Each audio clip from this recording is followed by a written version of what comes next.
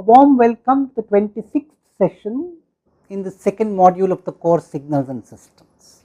And we shall spend this entire session on recapitulating some of the ideas that we learnt in the last session and explaining them a little better.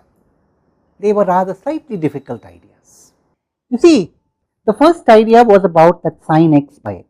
So, let us plot that sin x by x pattern. What we had was an x0 given by omega 1 into t minus t1, and we had plotted the pattern sin x by x or sin x0 by x0, but then it was also scaled.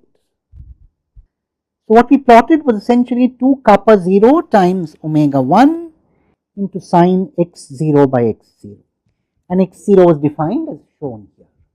Later what we said was, we wanted to take omega 1 tending to infinity.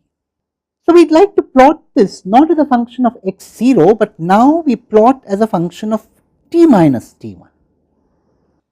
So, let us do that. Let us plot this as a function of t minus t1. So, as a function of t minus t1, the nulls depend on omega 1, of course. The first null is at pi by omega 1. This is now a function of t minus t1, and the first negative null is at minus pi by omega 1. So, this width here is 2 pi by omega 1, and the height here at the point 0 is 2 kappa 0 times omega 1. So, as omega 1 tends to infinity, approximate by triangles. Call this a triangle, call this a triangle, call this a triangle, call all of these triangles. So, you have a situation where you have several triangles. You could, see, this is an informal explanation. What I am saying is essentially whatever shape you choose, asymptotically what is happening is the height diverges to infinity and the width goes to 0. So, a non-zero but constant area starts getting encapsulated in each of these, the main lobe and the side lobes. And this is where you just have to take my word. If one really wants to do a precise calculation, one would have to use numerical integration or other kinds of methods. In fact, I encourage you to do that. Those who really want to understand this better might do well actually to do a numerical integration of these and find out how this area converges as you take omega 1 tending to infinity. If you look at this figure here, what is happening is we have several triangles here or several shapes. Essentially, asymptotically, we have a sum of constant areas, positive and negative. And the beauty is that areas are remaining constant asymptotically. You can visualize that as the height is growing to infinity in each case and the width tends to 0. In fact, if you look at it, I have reasoned out for the main lobe, but you could do a similar reasoning for the side lobes. You do not want to worry too much about the side lobe because you can slowly assume that it is the main lobe which will dominate anyway. None of the side lobes have an area, if you take, there is one positive side lobe, there is another negative side lobe, there is another positive side lobe, there is a negative side lobe. So, the positives and negatives, if you look at it, the side lobe contribution, at least here I am not evaluating it formally, but I am just stating that the side lobe contribution will never overtake the main lobe contribution in area. So, finally, it is the main lobe area which will dominate. So, to get an idea of what is happening, you could be quite content in just looking at the main lobe area to get a feel.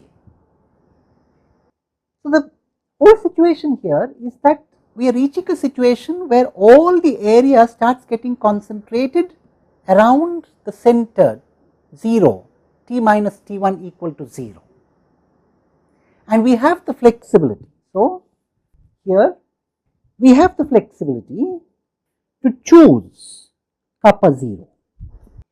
In fact, a choice kappa 0 equal to 1 by 2 pi makes this asymptotically an impulse, delta t minus t1 asymptotically as omega 1 tends to infinity. So, The question is, where is the orthogonality issue here? We need to understand that. Where does orthogonality come in? Now look carefully. What we are integrating is this quantity, and we can rewrite this quantity. Now when you write it like this, it is obvious that we are talking about an inner product. Let us think of it as an inner product. So let us look at the expression here. This is an inner product. In fact, it is an inner product of e raised to the power j omega t and e raised to the power j omega t1, treating omega as a variable, as the independent variable. But you could as well write inner product of e raised to the power j omega 1 t and e raised to the power j omega 2 t, treating t as the independent variable. And that would essentially be integral from minus to plus infinity e raised to the power j omega 1 t times e raised to the power j omega 2 t complex conjugate dt. And that is very easy to write. That is essentially minus to plus infinity e raised to the power j omega 1 minus omega 2 into t dt, which is essentially a very similar integral. Essentially what we have shown is that kappa 0 times this integral fits to delta omega 1 minus omega 2. And here we have the answer to the question that we have been asking. Where is the orthogonality of these rotating complex phases coming into the picture? It is coming in here. Look at it. You have essentially the inner product is an impulse. Now this inner product actually is a divergent quantity because the integrand has a magnitude of 1. But what it means is, if you allow generalized functions, that inner product goes to an impulse. The impulse is at omega 1 minus omega 2 is equal to 0. The impulse can be thought of as a function of omega 1 minus omega 2, not omega. It is a difference between the frequencies. As the difference between the frequencies approaches 0, you have a non-zero area concentrated.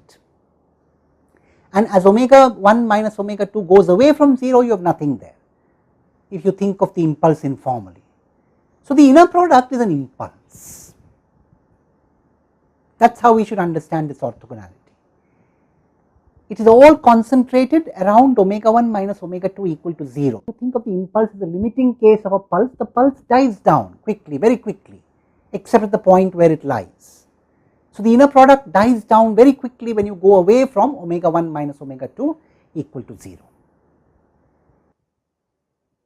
So in this reconstruction, that is how we have indirectly brought in the orthogonality of the rotating complex exponentials with different angular frequencies. We have spent 3 sessions on explaining this inverse. This is slightly involved. You would need to think of this again and again to understand and appreciate these ideas better. We will also do some examples and exercises on the Fourier transform, and that would make it easier for you to appreciate how the Fourier transform is used. Now if you really want to have a rigorous understanding of the Fourier transform, one should go down to functional analysis. But what I have tried to do here from a fundamental course on signals and systems point of view is to give a somewhat rigorous and a somewhat informal explanation of the Fourier transform and its inverse. We will see more in the next session. Thank you.